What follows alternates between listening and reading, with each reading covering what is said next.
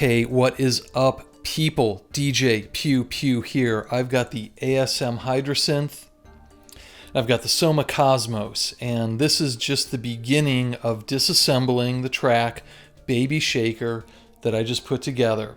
And I wanted to break it down and just look at the pieces of how I made the beat and talk a little bit about it because it was really complex. And I'm super happy with it, and I just wanted to give a little bit of props and respect and appreciation to the devices and the people that made it all possible. So.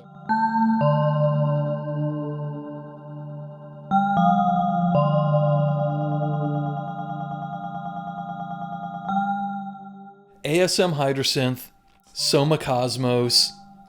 This is basically giving me my pad, but this Cosmos just really adds a sparkle to it. I've got it on the granular middle setting. I've got this on E-1, which is Northern Heat. So yeah, basically I'm just running this into this. This thing is getting run off of the Roland MC-707. So it's receiving MIDI note data, and I've got several different chapters in the Roland. So yeah, this is running off of MIDI, going through here. I think it sounds delightful.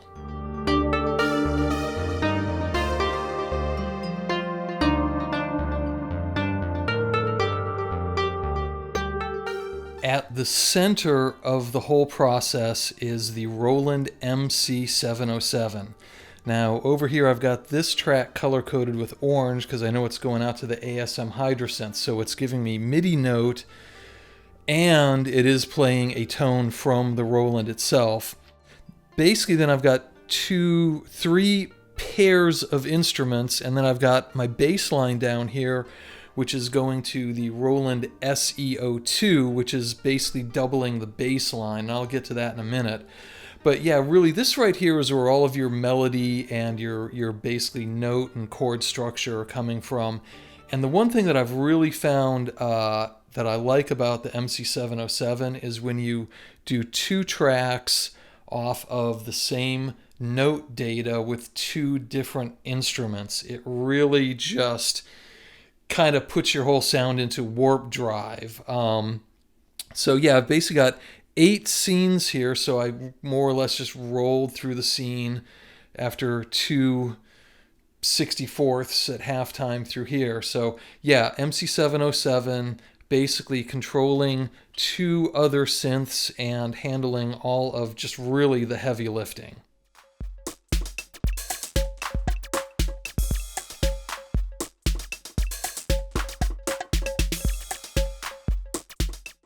So what we got here is a Roland TR-8S, and I just got this about a week ago. I upgraded a couple of smaller boutique drum machines and got this, and it sounds great.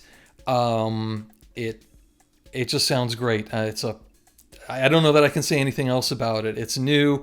I love it. It's allowing me to do all sorts of things I wasn't able to do with drums before. Also, on the external in, I've got the Analogue Solutions impulse command, so this actually saves me a couple of spaces on my mixer as I'm able to use the input from the Analogue Solutions to be part of the drums that come through this. So yeah, it's my first track, sounds great. It's opened up just a whole new world for me. I'm also able to use basic clips and scenes. So I've got, a starter, a middle, and then a wrap-up pattern here that I'm able to do in conjunction with the scenes on the 707 to really create like a whole experience of a song.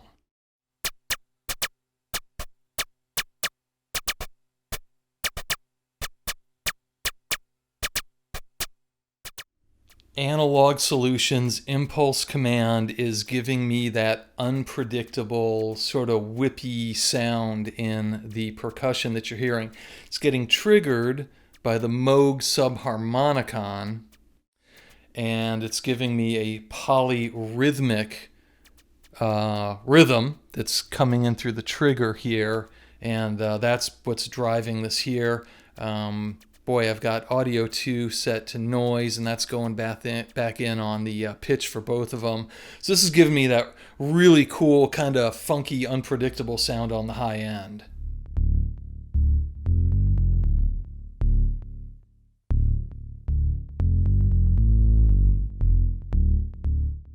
So I've got the Roland SE-02 running off of MIDI from the Roland MC-707, and this is just ghosting the bass line on the Roland. So I've actually got two different bass audio signals getting generated. So yeah, this one is basically running off of MIDI, so whatever individual MIDI notes that are coming through on the Roland on channel 1, the bass line will come through here. And it just sounds so good. You know, it's again my philosophy of doubling up on channels, using two instruments for one sound.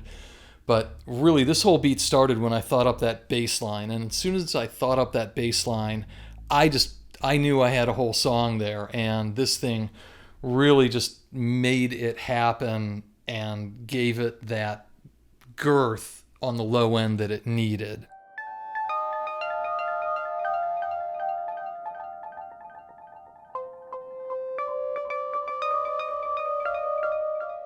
Right here, you got your Pioneer Toraiz, and then you've got your Zen delay.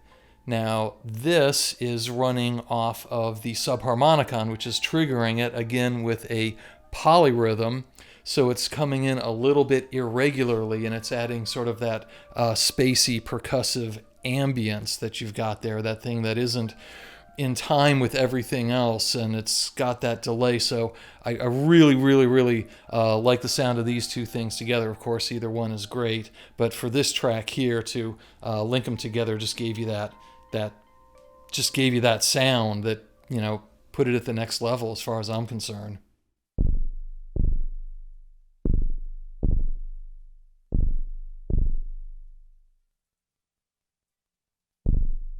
So right here, we've got the Treadstone from Analogue Solutions, and I'm putting it through an art tube over here to give it some analog boom.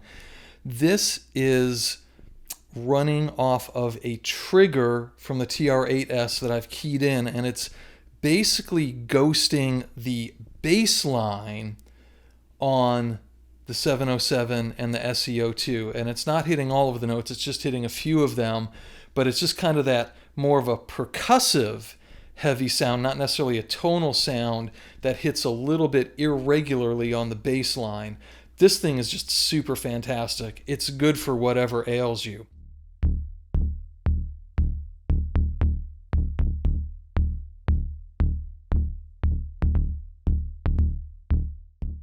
Over here, we've got the Rumble of Ancient Times going through the Vermona filter Lancet. And this is ghosting the kick drum on the TR-8S. And I've actually got the TR-8S set up where it is actually sending signals. So whenever the kick drum hits over there, it sends a trigger over here, which lets this through, which makes this easy peasy. So this is giving me that extra low end kick. It is just totally filling out the bottom end. And I've already done a video on how amazing this sounds, and just for kicks, this really can't be beat. Finally, over here, we've got the Moog Subharmonicon. We're actually not hearing this. I don't have it set up for audio right now, though I do really like having it also through the Zen delay. But this is just giving me the polyrhythms that are triggering the Pioneer and the Analogue Solutions impulse command. All right, so that's it. It's just a quick rig run down here of how I made this funky beat. So thank you for watching, and yeah.